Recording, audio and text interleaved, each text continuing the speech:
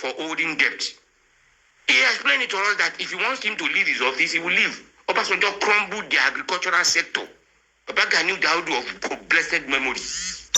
A lot has happened in this country that this same bad man, this same Anambra wicked short devil was the evil. He's even worse than IBB that people call evil genius. And we are here praising somebody we should stone to death. Huh? Baba Obasanjo help wow. He killed our economic demand. That's the truth. Oh, mà tí gbọ́ kankan nínú fídíò tí mo fẹ́ gbé fún ẹ yìí. Fídíò tó ń wò yìí ó mà tí gbọ́ kankan. Ṣé o ti rí?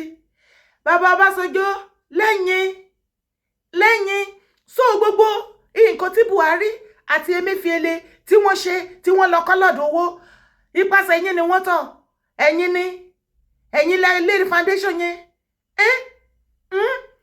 Ẹ̀yin ni Baba Obasanjo wọ́n lẹ́yìn lé ẹ wà lára àwọn kaba petroleum kaba ní Nàìjíríà tí ẹni ńlá nígbà ìjọ ti gbọ́ nǹkan tó fàjà burúkú báyìí sí ṣọmọ pé ó ti pẹ́tipẹ́ tó ti ń rí pé ìjà ti ṣẹlẹ̀ láàrin bàbá Tinubu àti bàbá Ọbásanjọ́ ọ̀sán àtòru ni wọ́n jọ ń ṣe papọ̀ lọ́wọ́lọ́wọ́ bẹ́ẹ̀ tó tẹ̀ wá lọ́wọ́ tó tẹ̀ mí létí tó sì ń tẹ̀ mí lọ́wọ́ tó ní ká jọ pariwo síta ó ní wípé bàbá Tinubu ó mọ̀ wípé bàbá Ọbásanjọ́ àwọn ni wọ́n jẹ́ kaba petroleum kaba ní Nàìjíríà tí wọ́n sọ wípé kò sí refinery ẹyọ kan báyìí tó máa gbà kó ṣiṣẹ́ ní Nàìjíríà torí owó subsidy àṣẹ gbogbo owó subsidy tí gbogbo head of state ń ṣe àṣẹ àwọn ṣe mọ̀ ipa àwọn kaba náà pín láàrin ara wọn àṣẹ bàbá Ọbásanjọ́ wà bẹ́ẹ̀.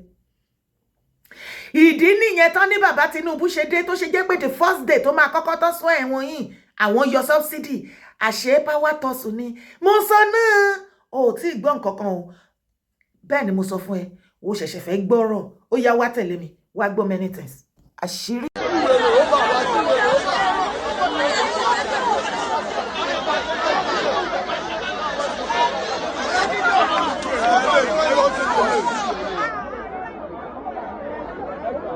Egba over. Yes, okay. Ẹfun. Wọ́n ti ṣe yẹn ti kúrò bẹ́ẹ̀.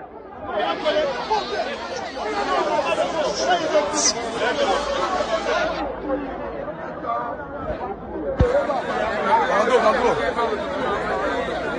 Sauban, Olasile Group.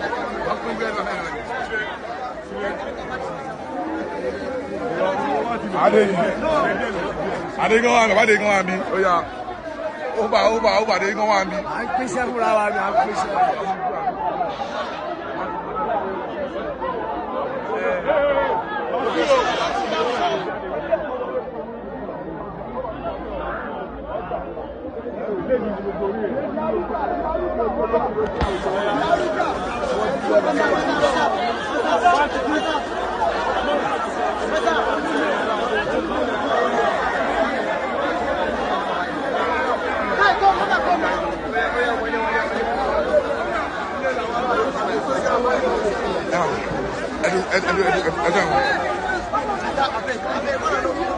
No wala. Wèrè ni Adidas wèrè ó sálọ. Ó ti bára ẹ̀sìn wèrè. Ó lọ.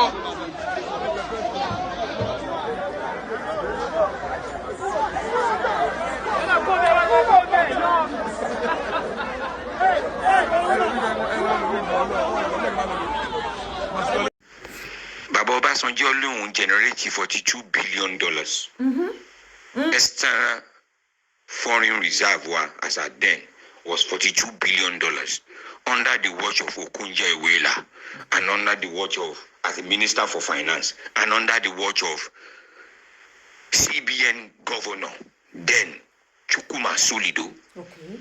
Truly generated the 42 billion, and he showed us that he had generated 42 billion. But in Kotoba Baba Obasanjo, she was gone. Any? He went to Paris Club to negotiate our debt of 36 billion. On getting there, and to negotiate the debt, money dividends to Magba. Did they give the dividends back to Nigeria? No. They negotiated the debt and they said we should pay $12 billion. Of which, after paying the $12 billion, we are still left with $30 billion.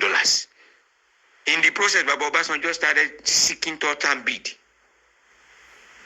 He started seeking third-term bid. Things that were not meant to be approved was what Obasanjo was ordering Okonjo-Iweala and CBN Governor Chukwuma Soludo, his brother from Anambra, to start putting into play. They started spending the remaining $30 billion. On the verge of that, Chair Ronchipengba Eno she 10 naira, 5 naira, 20 naira, 50 naira, don't she ni Malaysia. Don't fi build 15 naira, 120 naira, no fi build it. 110 naira, 120 naira, no fi build it. Ṣé ń gbà ṣìrí burúkú? Ṣé ń gbà ṣìrí burúkú? Ẹ̀yin èèyàn mi, ṣé ti rí wípé ohun tí wọ́n ṣe ní ìgbà Emefiele àti bàbá Buhari àṣọyù, ṣé ti rí pé wọ́n kọ́pì bàbá Tinubu ni àti Chukwuma Soludo. Hey, so bàbá Tinubu all this while ni wọ́n ti kó àwọn ọmọ Yíbò sábẹ́ tí wọ́n fi hàn ti ọmọ Yorùbá. Ẹ má jẹ́ kó yà wá lẹ́nu o, ẹ wá o. Nǹkan kan fẹ́ máa wá sí mind mi. Àbí mo lọ ń rò nǹkan tí ò yẹ kí n rò ni. Ṣé kìí ṣe pé bàbá Tinubu lọ́wọ́ sí àwọn ọmọ Yíbò tó ní kó máa fínà mọ́ ọmọ Yorùbá? Ẹ wá. Pẹ̀lú ìwọ̀nba tí mo gbọ́ ẹ̀. Ṣé kìí ṣe wípé mo ní bàbá Tinubu. Ṣé kìí ṣe pé bàbá Ọbásanjọ́ àwọn ni wọ́n kó àwọn ọmọ Yíbò sábẹ́ tí wọ́n ní pé kó máa hunt àwọn ọmọ Yorùbá, especially tán ní pé kó máa claim Lagos State wípé àwọn làwọn ní. All in the name of wípé bàbá Ọbásanjọ́ kò gbà ti bàbá Tinubu àti Ọbásanjọ́ erin méjì ni wọ́n. Ṣé ọ̀rọ̀ yẹn fẹ́ máa make sense lọ́dọ̀ ẹ̀ àbí kò fẹ́ máa make sense? Ní ìgbà bàbá Ọbásanjọ́ náà ká tó gbé Emefiele ṣe pé ó lò ó fetí ara ẹ̀ gbé àwọn tí wọ́n jọ ṣèjọba tí wọ́n mọ gbogbo síkírìtì ó pọ̀ bàjẹ́ yẹ́nyẹ́ àmọ́ yẹ́nẹ́. So ní ìgbà ayé bàbá Ọbásanjọ́ náà wọ́n ṣe kí ni? Wọ́n fi 120 naira wọ́n fi print ẹyọ kan 5 naira, wọ́n fi 120 naira wọ́n fi print 5 naira, wọ́n fi 120 naira wọ́n fi print 10 naira. Ṣé bẹ́ẹ̀ gbọ́ iye tí Emefiele tó lóun fi kọ́lọ́ọ̀dù owó? At the end of it, apadà ń gbọ́ nísìnyí wípé kọ́lọ́ owó gan tí Emefiele tó fi ránṣẹ́ sí Buhari ń gbà títí ẹ̀ wípé òun fẹ́ kọ́lọ́ọ̀dù ọ̀tọ̀lé tó sẹ́ndì sí Buhari tí Buhari àṣọyù tó sáìn wípé òkè eléyìí ni kò lọ ṣe ọ̀tọ̀lé yìí tí Emefiele tó gbé ṣe ti rí wípé alájẹrun làwọn gbogbo pípù yìí. Kò sí òpù fún Nàìjíríà mọ́, olórí burúkú ni gbogbo àwọn wèrè yìí, both the past and present and the future tó ń bọ̀. Wèrè tó ń bọ̀ ní the future tó lóun fẹ́ wá bẹ́tà ju àwọn wèrè wọ̀nyí lọ. Òun gan sẹ́wọ̀n wọn gbójú àwọn ilé òsẹ́wọ̀n ènìyàn ní gbogbo wọn. The only solution tí ó lè jẹ́ ká bọ́ nínú gbogbo rògbòdìyàn ká má from pan to fire, generation to generation wa kókó sínú ìyà kó sọ àwọn ọmọ wa di criminal kalẹ̀ tán. Wọ́n pa àwọn ọmọbìnrin wa lápasáyé, wọ́n sọ àwọn ọkùnrin, wọ́n sọ àwọn ọmọ wa ọkùnrin, wọ́n sọ wọ́n di rédèrèdè, wọ́n sọ wọ́n di rádaràda, wọn lọ́pọlọ tí wọ́n rò mọ́ kàn lè think straight mọ́. The only solution ta fi lè rí ṣe ó ní kóníkálùkù go their separate way. Àwọn náà sì mọ̀ nǹkan ṣe ta ló máa bá mi sọ fáwọn aráàlú. Àwọn wèrè wọ̀nyí, àwọn bàbá òfò àtàdánù wọ̀nyí, wọ́n mọ̀ nítorí ẹ̀ ni wọ́n ṣe gbà tó ṣe sọ pé one Nigeria is not negotiable. Nítorí ẹ̀ kì í ṣe torí ẹ̀yin aráàlú tí ìyà ń jẹ, nítorí àǹfààní ara wọn ni. Sórí àwọn tó máa take over lẹ́yìn bàbá Tinubu, irú wọn báyìí wọ́n máa prefer ti pé one Nigeria is not negotiable, one Nigeria is not negotiable tí wọ́n sọ fún àǹfààní ara wọn ni, kò ṣe wípé kí Nàìjíríà better, because àwọn gan ni wọn ò nífẹ̀ẹ́, àwọn gan ni wọn ò fẹ́ kí Nàìjíríà kó better. Ìwọ wá jókòó síbẹ̀ òun ronú òun support wọn mọ́ ogun. Ìwọ lọ́n ta ló máa bá mi la iye tá ṣí iye àwọn èèyàn. Gbogbo ẹ̀yin tẹ́ bá ti support àwọn people yìí, support àwọn gangan ní ogun ìdílé tí wọ́n bá yín jà. Oṣó ilé ètò gbójúlé, àjẹ́ tó ló hàn tí ẹ kiri, gbogbo àwọn aláròká abatẹnijẹ́, gbogbo àṣàsí èdè ẹ̀ fún everything tó ló ń ṣe ẹ́, tó ń from pan to fire. Bó ṣe lọ lé babaláwo tó ń gbabẹ̀ lọ sílé aláàfáà, tó ń gba tilé àfáà, tó ń bọ́ sórí òkè kúkúrú, bẹ́ẹ̀ ló ń ṣe orí òkè gegele. Bó o ti ń wórí òkè kékeré, bẹ́ẹ̀ ló ń ṣe ìṣọ́ àárọ̀, ìṣọ́ ìrọ̀lẹ́, ìṣọ́ ọ̀sán, ó kírun títí gbogbo ibi bó everything. Kọ̀ náà ni gbogbo ẹ̀. nítorí wípé ogun tó ń jà ẹ́ gangan ó dàrẹ́ẹ̀tì àdúrà lọ síbẹ̀ ká dẹ̀jọ́ fọwọ́sowọ́pọ̀ físíkálì ká gbógun ti ká fi ogun yẹn ká fi pọ́ọ̀tù wèrè pẹ̀lú àwọn náà ọ̀tọ̀ níbi tá a lọ ń divert àdúrà sí mo mọ̀ wípé àlàyé mi yẹn náà ti padà yé yín o ẹ̀jẹ̀ a máa gbọ̀bọ̀. 20 naira 120 naira 120 no fi build 120 naira 150 naira 120 no fi build there. They manipulated the whole of CBN. Ló fún the same thing náà ni ló jẹ́ kí Emefiele náà take that same step by printing some few billions of dollars, printing some few billions of naira, using 18 billion to print like 3 or 4 billion naira. Documents are there. Okonjo-Iweala cried out and said, Baba Obasanjo disappointed me. He's in jail. Teba Google lo Tell magazine. Obasanjo Baba disappointed me. Caption yen niyen. Keba lo kan nkan ti Okonjo-Iweala son pa e. Obasanjo started spending the money anyhow. He was bribing all senators and reps so that they can give him third time bid. And before we know it, they spend the whole rest of the money on Yar'Adua's election. They spend the whole rest of the money on Yar'Adua's election. When Yar'Adua and Jonathan came in, Yar'Adua opened up and said he met 0 treasury. Hey, ṣó rántí ní ìgbà tí wọ́n sọ wípé ní ìgbà ayé bàbá Yar'Adua pé Yar'Adua ò wà competent tó fi síkì tó gbé wọn fly out. Ṣé ẹ rántí pé bàbá Ọbásanjọ́ bẹ̀rẹ̀ sí ní ṣe oríṣiríṣi because Yar'Adua tí wọ́n dúró tì nígbà náà tí wọ́n náwó lórí ọ̀rọ̀ láti gbé kí Yar'Adua kó rúùlù wọ́n believe wípé tí Yar'Adua bá wà ńbẹ̀ àwọn náà ṣe wà ńbẹ̀ torí bàbá Ọbásanjọ́ ti pàdípàdí tó pẹ̀lú àwọn Northerners wọ́n jọ ń gbógun ti wá ní bàbá Ọbásanjọ́ ẹ̀yin nu Ọlọ́run nu ìkànnì yín o ẹ̀yin pípù wọ̀nyí ẹ̀yin dẹ̀ wá bọ́ síta ẹ wá sọ̀rọ̀ bẹ́ẹ̀ ni pé ẹ̀yin bẹ́tà ẹ̀yin ẹni ire lẹ́yìn àṣẹ̀yìn gan ni àgbà òṣìkà àgbà ìkà ẹ̀ tiẹ̀ láàánú anybody lójú ẹ bá mi bèrè lọ́wọ́ bàbá Ọbásanjọ́ ṣé ẹ ti rí àwọn èèyàn tó ọjọ́ lọ́rùn nípè tí wọ́n kó property dání lọ sọ́run bàbá Ọbásanjọ́ àti bàbá Tinubu tẹ́ ẹ bá yé jẹ́ tẹ́ ẹ bọ̀rún ṣe jẹ́ tí opportunity dọ́wọ́ yín tẹ́ ẹ mú gbogbo ilé ayé tẹ́ bà jẹ́ nítorí àǹfààní ara yín bàbá Ọbásanjọ́ ṣé ó tó sí ẹ̀yin lẹ́nu láti máa sọ wípé gbogbo àwọn leaders tó ń rúùlù Nàìjíríà ẹ̀yin bá ló yẹ kí gbogbo wọn wà prison ló yẹ kí gbogbo wọn wà dó ẹ kúkú sọ ẹni including you ẹ̀yin dẹ̀nu Ọlọ́run àtúntì sọ yìí sìn ọ̀pọ̀lọpọ̀ tọ́jọ́ ọmọ yín wọ́n sì mọ̀ títọ́ wípé òtítọ́ ni gbogbo nǹkan tá à ń sọ yìí o wọ́n á ní ń ṣe lórí bàbá Ọbásanjọ́ fún àwọn tó fẹ́ kí ìgbésí ayé dá nìyẹn o àwọn tó fẹ́ káyé wọn kíkà ayé dá kí nǹkan dá nìyẹn o kò tí ì tọ́ síbẹ̀ wà ní kí ló tún kù ó pọ̀ bàjẹ́ mo sọ fún yín yín ní mọ̀ yín. It seems that we don't know what they call 73% of our yearly budget on governance alone. Àwọn wèrè elite nìkan ló ń run nígbà yẹn. And when you are leaving antecedent for elites, the senators and the governors and everybody to make more money, you are killing the economy little by little.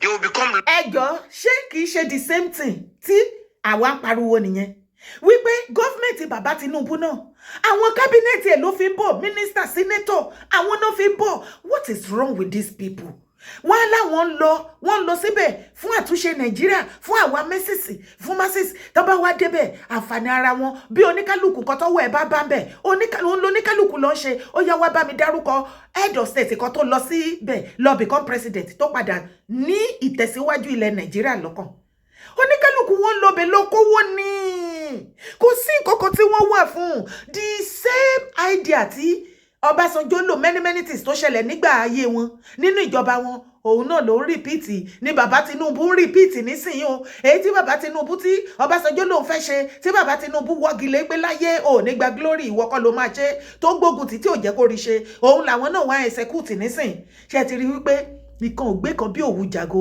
kò sí èyí tó bẹ́tà nú ẹ̀ ẹ̀yin ọmọ ìran mi ẹ̀yin bàbá mi ẹ jẹ́ ká jọ fọwọ́sowọ́pọ̀ àwọn ọmọ mẹ̀kúnnù a máa ká bọ́ nínú ìyà yìí ṣe rí ká máa ṣàlọ̀ṣàlọ̀ ká máa rojọ́rojọ́ ó ní kọ́kọ́ ní solution sí problem tó wà nílẹ̀ yìí ẹ jẹ́ àfi wèrè pọ́ọ̀tì wèrè pẹ̀lú àwọn pípù yìí wọ́n á pa wá ṣé yìí ò rí wípé ìyà yìí from generation to generation wọ́lọ́hún tá láṣẹ gan-an. Not in their own constituency, they will become uncontrollable. That is why we have cabals today. It seems that we don't know what they call 73% of our yearly budget on governance alone. And when you're leaving antecedent for elites, the senators and the governors and everybody to make more money, you are killing the economy little by little.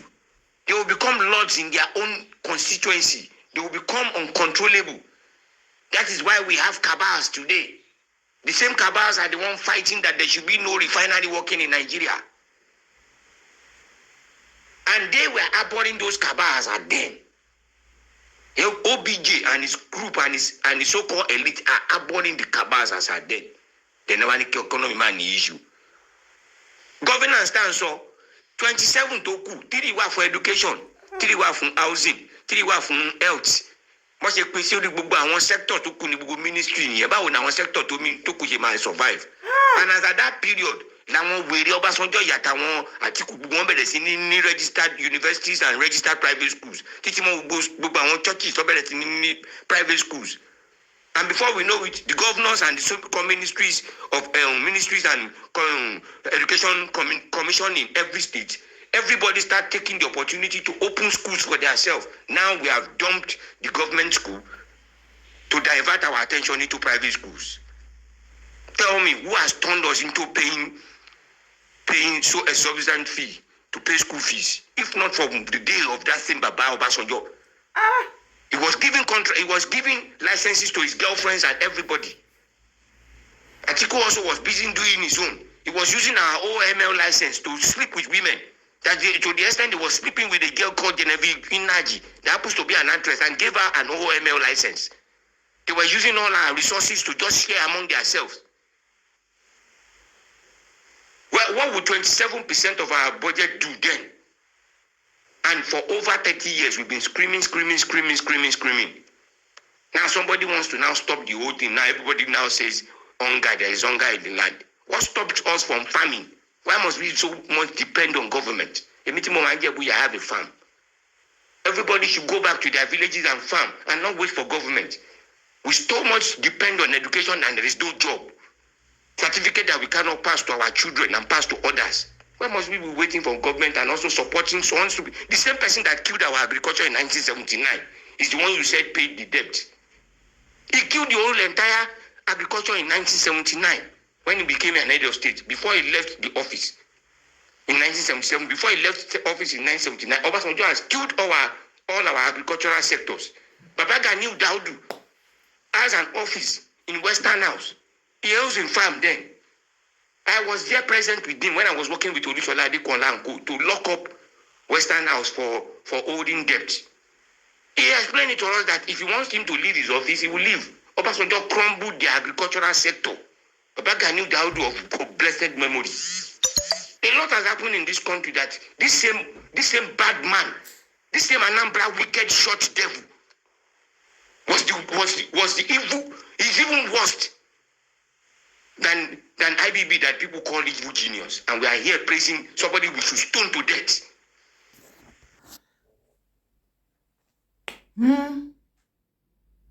So, Baba Obasanjo, ẹ̀yin lẹ bà yé educational system jẹ́. Torí pé ẹ mọ̀ wípé àwọn ọmọ Yorùbá a ní nǹkan méjì tá believe in tá gbé dání ju education lọ. Certificate ó jọ wá lójú bí nǹkan mi. Ẹ dẹ̀ wá wò wípé kí lẹ lè fi ṣe egungun ẹ̀yìn àwọn ọmọ Yorùbá. Ẹ bà yé educational system. Ẹ bàjẹ́ ní Nigeria of today. So that kò ní wúlò fún wa mọ́. Nígbà tẹ́yin mọ̀ wípé àwọn family ti yín nílẹ̀ Yíbò business làwọn yàn láàyò. Ẹ tún dúró ńbẹ̀. Iṣẹ́ àgbẹ̀ níṣẹ́ ilẹ̀ wa, ẹni kò ṣiṣẹ́ a máa jalè, ìwé kíkọ́ láìsí àti bẹ́ẹ̀ bẹ́ẹ̀ lọ. Ẹ wá tún mú family, ẹ tún dojú ẹ̀rú náà. Ṣé bẹ́ gbọ́ nǹkan tí brother wa yẹn sọ? Ẹ má jẹ́ depend lé government mọ́. Wọ́n ní anything tó fẹ́ ṣe ẹ kò kì í sú ìwọ ni. Kí ló fẹ́ gbọ́ lẹ́nu bàbá Tinubu? Tí ò tí gbọ́ ní ìgbà Buhari, tó gbọ́ nígbà Jonathan, tó gbọ́ bẹ́ẹ̀ bẹ́ẹ̀. at least tí o bá ti gbàgbé nípa ti àwọn ti Jonathan torí à ń pẹ́ gbàgbé nǹkan ṣé o tún ti gbàgbé ti àwọn Buhari tó ṣẹ̀ kúrò nsìn kò tí ì pé 2 years ní Buhari kúrò kí ni slang ẹ̀ assure you bẹ́ẹ̀ làwọn Láyà Mohammed àti gbogbo wọn bàbá Fẹ́mi Adésínà àti ẹ̀gbúrò wọn mọ́ kí làwọn máa sọ ńgbà náà ẹ má worry everything máa wà okay it's working everything máa wà okay endure títí tẹ́ fi endure tán àṣọ yìí títí ó ń bọ̀ ẹ gbàdúrà ẹ kígbe tó ẹ túbọ̀ gbàdúrà fún Nàìjíríà títí tán fi lo ọdún 8 tán ọ̀bọ yín ó kọ̀ ó takú sí dànrè wọ́n sì lọ́bọ̀ òsì mọ́ ní dànrè ṣùgbọ́n ti yín takú síbẹ̀ àtúntì wà báyìí sí o bàbá Tinubu renewed hope bàbá sọ fún yín nísìn ẹ lọ endure bàbá sọ pé endure ẹ má worry everything máa wà okay torí àǹfààní tiyín náà ni wọ́n ṣe ń ṣe gbogbo rògbòdìyàn yìí ẹ má worry ẹ máa gbàwẹ̀ nísìn tó bá yẹ ẹ máa jẹ sàárì ṣùgbọ́n bí wọ́n ṣe ń sọ fún gbogbo aráàlú kí wọ́n endure kí wọ́n farabalẹ̀ everything máa wà okay àwọn ń bí happy àwọn òun endure àbí bàbá endure ni mo bí yín ni ṣé àwọn ọmọ bàbá endure ṣé màámi Rẹ̀mí Tinubu wọ́n endure ṣé àti ìgbúrò mọ̀mọ́ Fọláṣadé lẹ́nu ọjọ́ mẹ́ta ọlọ́ṣọ́ dẹ̀ kan ti bá wa bá wọn sọ̀rọ̀ ṣé mọ̀mọ́ Fọláṣadé endure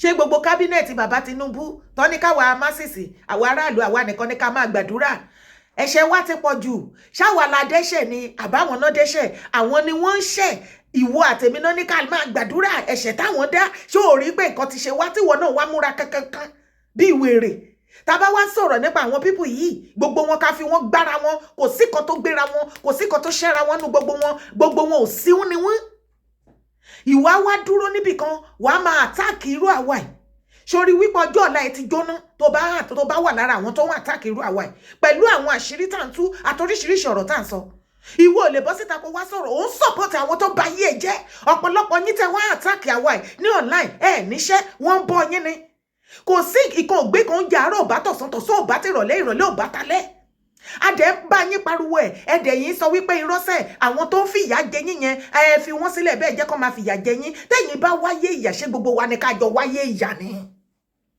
I am asking you tí ò bá rújú mo ti sọ fún yín mo ní ó pọ̀ ńlẹ̀ dáadáa yín mo yín ni o yín ni àti gbọ́ ilé jọ nínú gbogbo rògbòdìyàn àtàlàyé tí bírọ́dà wa ṣe sílẹ̀ ǹjẹ́ ẹ̀yin dádì mi arí láàrin ẹ̀yin dádì mi àti mọ́mì mi tẹ́ ẹ mọ̀ sí kinní ẹ bá wa gbà síbi comment section tó bá yọ kẹ́ ẹ pè mí ẹ bá mi pè o ẹ pè mí ẹ yọ àwọn eléyìí tẹ́yin náà mọ̀ ẹ wá sọ fún mi káàjọ tú àṣírí wọn síta bàbá Ọbásanjọ́ ẹ yé bẹ̀bẹ̀ scout kiri ẹ lọ wábi jókòó sí ẹ ti ba ayé jẹ́ ẹ̀bọ̀rún ṣe jẹ́ nínú voice note yìí ni mo ti wá bìlífù lótìtọ́ pé kì í ṣe full time ọmọ Yorùbá ẹ dẹ̀ hate ìran Yorùbá burúkú ẹ̀yin sì nu Ọlọ́run nu àdàbí tó bá jẹ́ wípé ilẹ̀ Yíbò omi ilẹ̀ Yíbò lẹ jẹ lẹ mu àdàbí tó bá jẹ́ pé ata àti oúnjẹ epo ilẹ̀ Yíbò òun lẹ jẹ tẹ́ fi débi tẹ́ dé tẹ́ fi àṣìfù gbogbo nǹkan tẹ́ ṣe láyé ṣùgbọ́n tí ò bá jẹ́ bẹ́ẹ̀ ilẹ̀ bó bá ku ìṣẹ́jú kan fún yín gbogbo ẹ̀yin leaders wa pátápátá ẹ̀yin bàbá wa tẹ́ bá yé ilẹ̀ Yorùbá jẹ́ bó ku ìṣẹ́jú kan kẹ́ jáde láyé